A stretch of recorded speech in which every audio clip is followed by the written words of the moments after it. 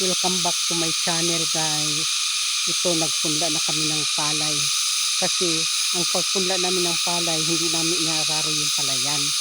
Basta lininis lang namin yung palayan. Pagkatapos noon, sinasabuagan na namin yan ng palay. Upang sa gayon, hindi ilalalim ang pagtumubo itong palay, hindi ilalalim ang pagbunutin mo, hindi malalim. Kaya hindi madali lang siyang mabunot kapag hindi siya naararo. Kaya yan guys, oh. Ayan, nagpunla na kami ng palay. Yan palay yan. Ayan palay. Ayan. Ayan. Palay yan guys na pinunla namin. Pinunla nila. Tapos tinatakpan rin yan ng lupa upang tutubo. Kasi pag hindi yan tatakpan ng lupa, mahirapan yung tumubo. Ngayon guys, hindi umulan, ang init ngayon. Tingnan mo, kalangitan ang init. Ang init ngayon guys. Kaya ito, tsamba namin nagpunla ng palay kasi hindi maaanod. Kasi pag umulan kasi maaanod kasi yung palay lalo na pag malakas yung ulan, maaanod yung palay. Tapos hindi na mabuti ang ang pagtubo niya. Kaya tsamba namin ngayon kasi hindi nga umulan, tsamba namin nagpunla ng palay. Yan, punla sila. Ganyan ginagawa Yan, ganyan ginagawa guys. Ganyan ang mga ginagawa nila. Takpan nila yung palay ng lupa. Yung palay, tinatakpan ng lupa upang sa gayon tutubo na mabuti ang pagkatubo niya. Tumubo yung palay, mabuti ang pagkatubo niya. Kaya ganyan guys, yung apo ko, tutulong din yung apo ko. Ganyan tinatakpan nila. Yan, palay yung nasa tulad niyan Ayan, palay yan.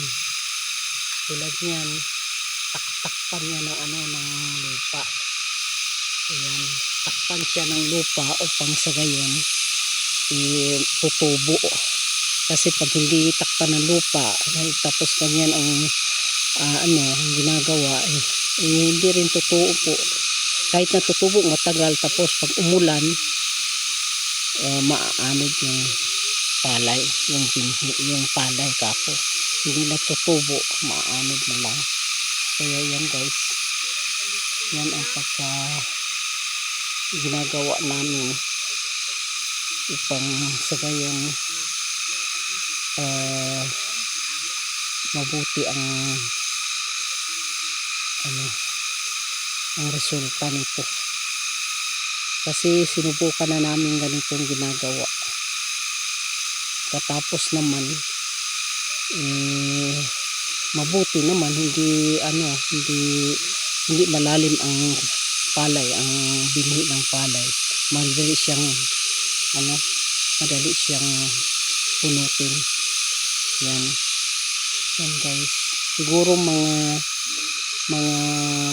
6 days makita mo na, sa 1 week, 7 days at saka 8 days makita mo na siyang tumubo yung palay na yan. Yan, ganyan yan guys. Baruin mo. Punta sana tayo doon, kaya lang ayaw ng mga anak kong mag-video sila Ayan ayan yung ginagawa nila.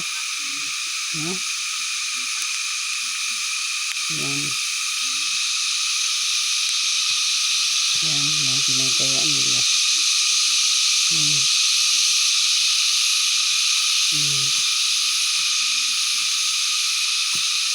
Pinatakpan nila ng lupa yung punla. Ayan guys, ayan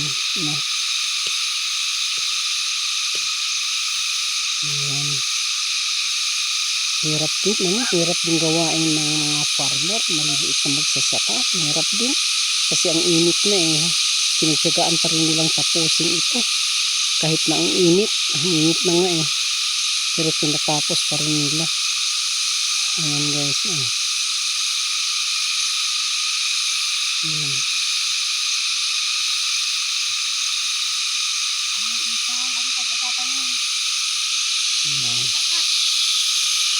Ayan na. Ayan. Yung palay, oh. Palay. Ayan. Ayan guys. Ayun na. Ayan, matatapos na yan mamaya. Kasi 4 sila. Hindi ako kasi mayroon masakit pa rin yung paa ko. Kaya hindi ako tumutulong. Kaya maraming salamat guys. Thank you so much for watching.